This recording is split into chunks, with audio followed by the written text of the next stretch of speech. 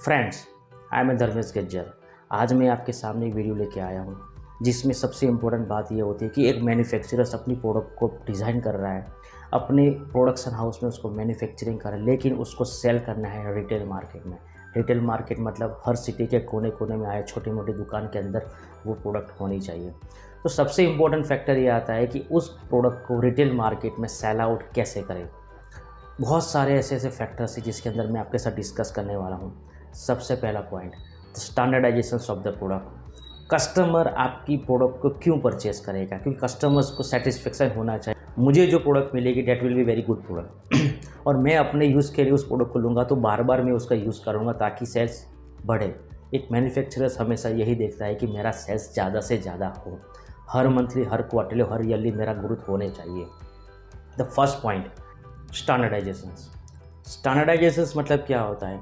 आप आपकी प्रोडक्ट को मैन्युफैक्चरिंग कर रहे हो तो सबसे पहली बात ये होती है कि आपके प्रोडक्ट का मैन्युफैक्चरिंग का कोई स्टैंडर्ड्स है, कोई थीसिस बनाया हुआ है, आपकी प्रोडक्ट और आपकी कंपनी के लोगों का एक ट्रेडमार्क है, आपकी प्रोडक्ट का एक अच्छा सा ASTM BIS स्टैंडर्ड्स है।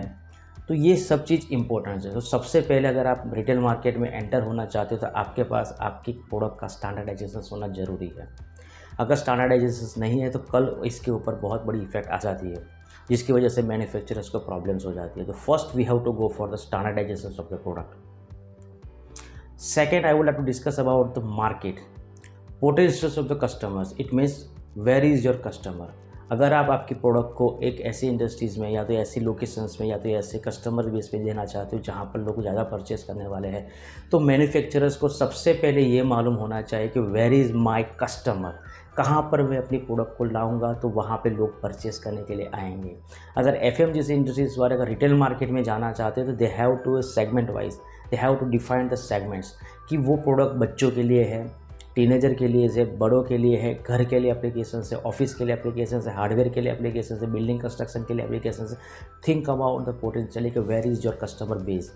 तो we have to find out, मतलब आपकी कंपनी में अगर आप ये प्लान कर रहे हो कि मुझे मेरी प्रोडक्ट को पर्टिकुलर सेगमेंट्स में देना है तो उसके लिए आपके पास पूरा रिसर्च डेटा होना चाहिए। तो you have to make a research plan for that. अगर आपके पास रिसर्च प्लान है तभी ना तभी आप इस प्रोडक्ट को वहाँ पर लॉन्च कर सकते हो। तो second point is customer base. Third point, the penetration of the product.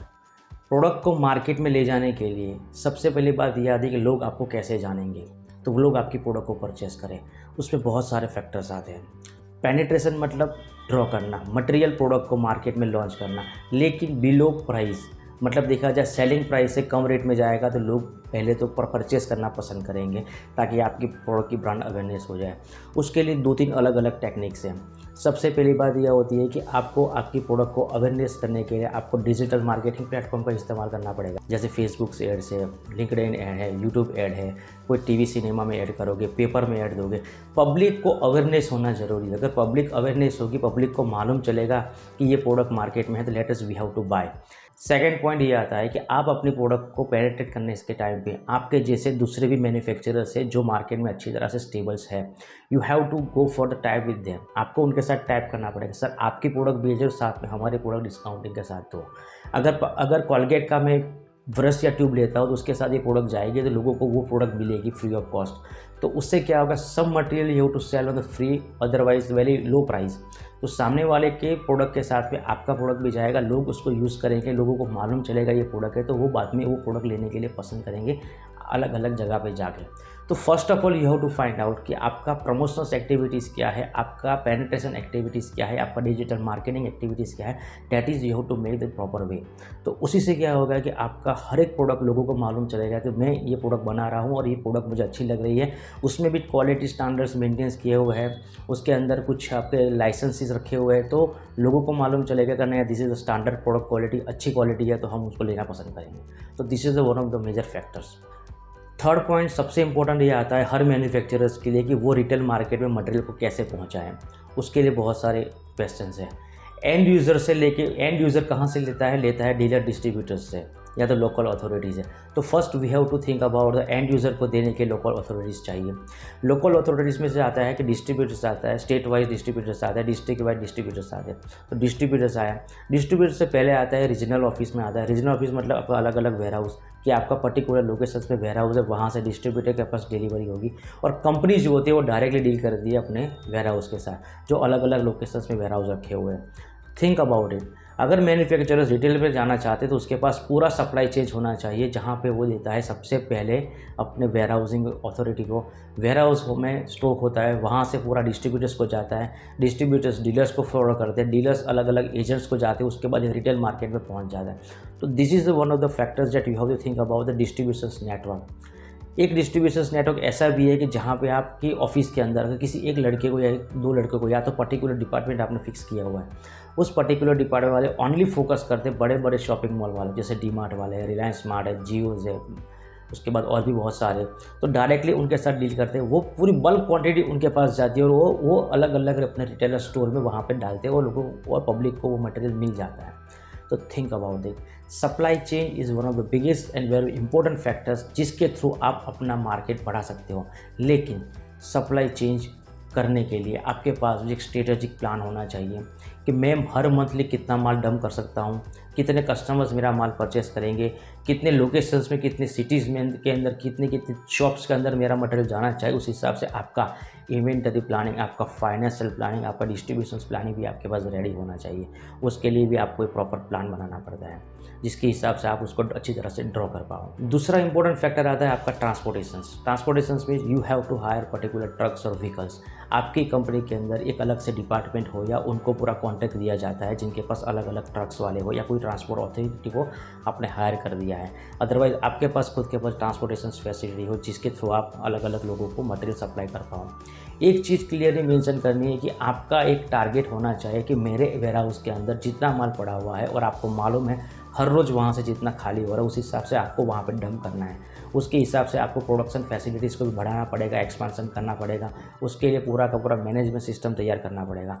तो ट्रांसपोर्टेशन सबसे इंपॉर्टेंट फैक्टर आता है, जहाँ पे आपकी डिलीवरी आपके क्लाइंट कस्टमर्स या तो रिटेलर या तो होलसेलर के पास लेट नहीं होनी चाहिए। अगर आपकी डिलीवरी लेट होती है तो मार्केट में डिमांड बढ़ जाएगी, लोग आपका माल नहीं ले पाएंगे क्योंकि आप सप्लाई नहीं कर पा रहे हो, वो किसी और प्रोडक्ट को लेना पसंद करेंगे और आपका मार्केट भी धीरे धीरे डाउन के ट्रेंड में आ सकता है।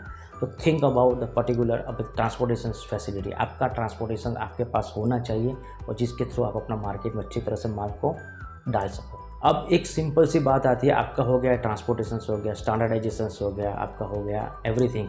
अब थिंक अबाउट एम्प्लॉयमेंट। एक चीज़ क्लियर है, मार्केट में सेल करने के टाइम पर अगर रिटेल मार्केट में जाते हो तो you have to appoint sales executive. Sales executive हर एक रिटेलर शॉप में जाके उनके पास इंक्वायरीज निकालता है और उसके बाद वो डीलर डिस्ट्रीब्यूटर्स को देता है, वो चीज़ है। लेकिन उसके साथ में एक कंपनी जो होता है वो खुद का एक स्ट्रक्चर्स बना दिए। स्ट्रक्चर्स में क्या आता है, सबसे पहले डायरेक्टर ऑफ मार्केटिंग जो कंपनी के अंदर बैठा हुआ है, वो director marketing is focusing on the zonal marketing officers. एक मार्केटिंग का मैनेजर रखा हुआ है, वो जोन मार्केटिंग मैनेजर के साथ में असिस्टेंट जोन मैनेजर होता है, उसके बाद आते एरिया सेल्स मैनेजर होता है, उसके बाद सेल्स मैनेजर आता है, उसके बाद सेल्स एग्जीक्यूटिव्स, जो अलग अलग सीक्वेंस के हिसाब से चलते हैं। आपको मालूम है इतने सारे लोगों को आपने अपॉइंट किया है, हर किसी का अलग अलग जॉब फंक्शंस होना चाहिए जो उस हिसाब से अपना मार्केट करे और सेल्स करे। Think about it. अब हम आते हैं कुछ मार्केटिंग सेक्टर्स के ऊपर। एक एफएमजीसी प्रोडक्ट को क्या चाहिए, सिर्फ और सिर्फ अवेयरनेस ऑफ दैट प्रोडक्ट। तो उसके लिए सबसे इंपॉर्टेंट आते हैं marketing, gorilla marketing. Gorilla marketing सबसे इंपॉर्टेंट मार्केटिंग है, जो बहुत बड़ी बड़ी इवेंट्स होती है, जैसे आईपीएल से लेके कोई फुटबॉल की मैच चलती है, क्रिकेट मैच चलती है, वहाँ पर आप देखो अलग अलग लोग अपने तरीके से प्रोडक्ट को वहाँ पर मार्किंग सिम्बल्स दिखाते हो, अगर कुछ छोटी मोटी एड्स 1 से 2 मिनट की पब्लिश करते हैं। सेम चीज़ we have to go for the gorilla marketing. अलग अलग जगह पे जाके बैनर्स होल्डिंग पेश करो, अपने नज़दीक के सिनेमा घर के अंदर अपनी ऐड प्रमोट करवाओ, अपने कुछ प्रमोशंस ऑफर्स दो जो अब डीलर डिस्ट्रीब्यूटर्स को हैप्पीली कर सके, अपने कुछ डिस्काउंटिंग कभी कभी किसी मोमेंट पे, जैसे समझ सकते हो कि हम कोई पर्टिकुलर त्यौहार आ रहा है या तो कोई पर्टिकुलर मंथ आ रहा है जहाँ पे लोगों की डिमांड ज़्यादा होती है, you have to decrease the price कि उसके साथ सेल्स वॉल्यूम बढ़ता है। तो there are so many things. Marketing सबसे इंपॉर्टेंट फैक्टर्स आता है। हर किसी के पास हर प्रोडक्ट पहुंचने के लिए उसका मार्केटिंग होना जरूरी है, उसमें digital platform is a very big platform. If you are planning to make a FMGC product और आपको उस प्रोडक्ट को आप रिटेलर मार्केट में ले जाना चाहते हैं तो we are here for that. We are Dhyan consultancy. We help organisations to grow their business. हम कंपनी के मालिक को उसकी कंपनी से फ्री करते ताकि वो ज़्यादा से ज़्यादा सोच पाए और अपने काम में आगे बढ़े और अपने बिजनेस को डेवलप करें। एफएमजीसी प्रोडक्ट को मार्केट में लॉन्च करने के लिए बहुत सारे फैक्टर्स हैं जो कंपनी के ओनर को डिफिकल्टीज जाती है, तो उसके लिए हम यहाँ पर बैठे हुए। वी प्रोवाइड द फुल फ्लैंग कंसल्टेंसी सर्विस। उनके हर एक प्रॉब्लम को, उनकी हर एक समस्या को हम सॉल्व करते हैं, उनके पास बैठते हैं, उनके साथ स्क्रूटिनाइज करते हैं, किस जगह पे किस चीज़ की रिक्वायरमेंट है उसको हम फुलफिल करते हैं। We help them. एक 20 मिनट का मीटिंग हमारे साथ अरेंज करो, हम आपके साथ पूरा डिस्कस करेंगे, आपके प्रॉब्लम को समझेंगे और बेस्ट पॉसिबल सॉल्यूशंस देंगे।